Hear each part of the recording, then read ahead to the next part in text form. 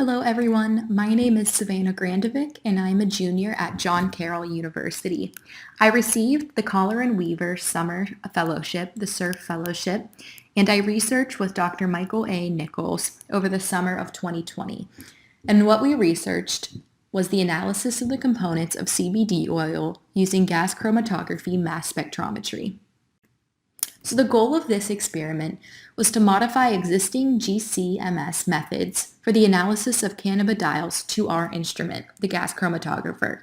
So we wanted to develop an advanced instrumental/organic laboratory experiment. So there were three things we had to do in order to do this.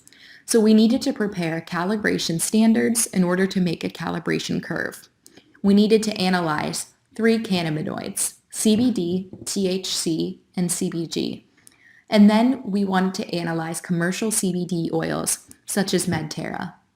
So why cannabidiols?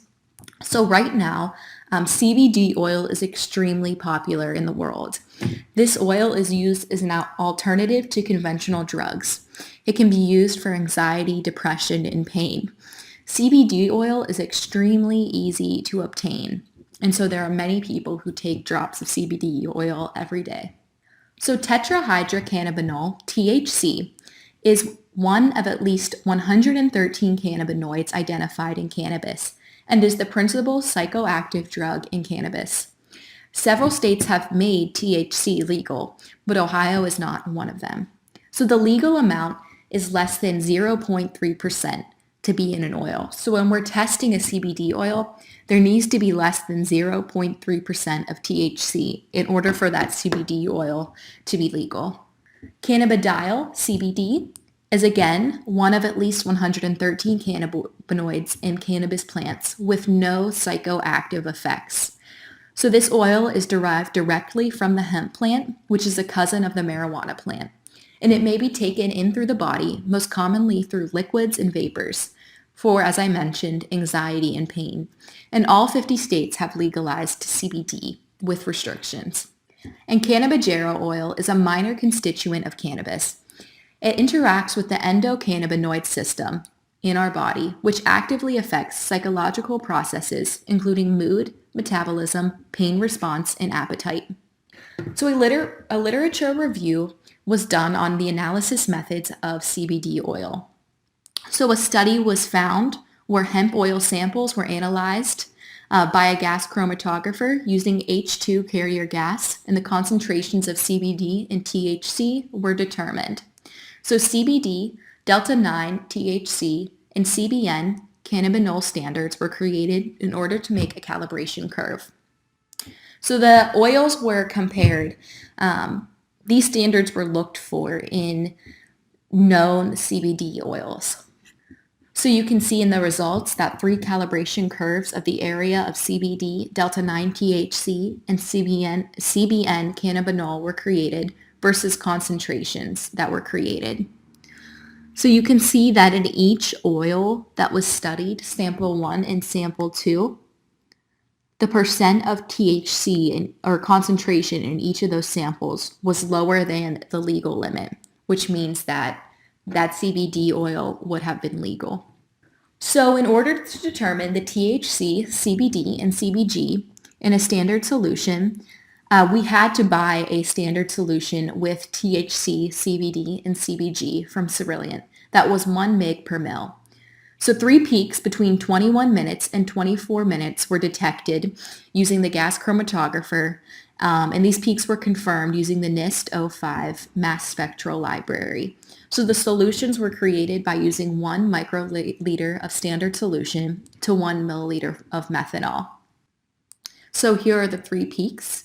You can see CBD at 231, THC at 314, and peak 3 at 296. And then here's the structure of THC. So an internal standard was created. So this is a peak that can be distinguished from that of the analyte.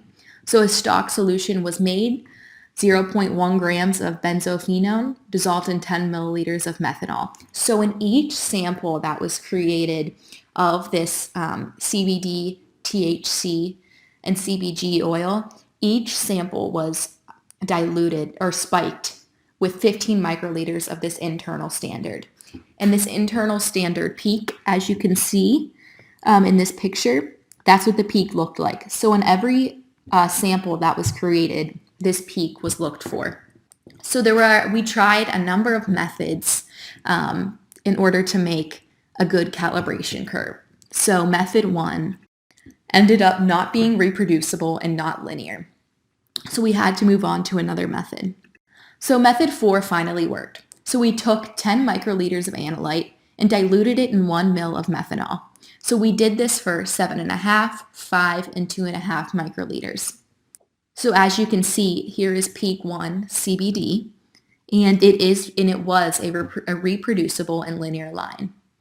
And here is peak 2 THC and peak 3, which was CBG. So now, having created these 3 calibration curves, we can test different oils and calculate their concentrations using this curve. So we bought Medterra oils, a CBD and CBG tincture, and a CBD tincture. And we also bought Giant Eagle CBD oils.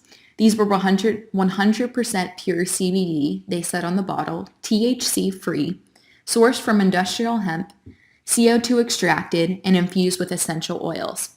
So now, having created these 3 calibration curves, we can now go back and finally test to see if the concentrations of CBD match what it says on the CBD bottle. So I'd like to thank Dr. Nichols for helping me out with this research. I'd like to say thank you to the SURP Colleran-Weaver program, and thanks to the Corsage grant for purchase and upgrade of the GCMS instrument. And again, thank you to the chemistry department for the supplies and standards.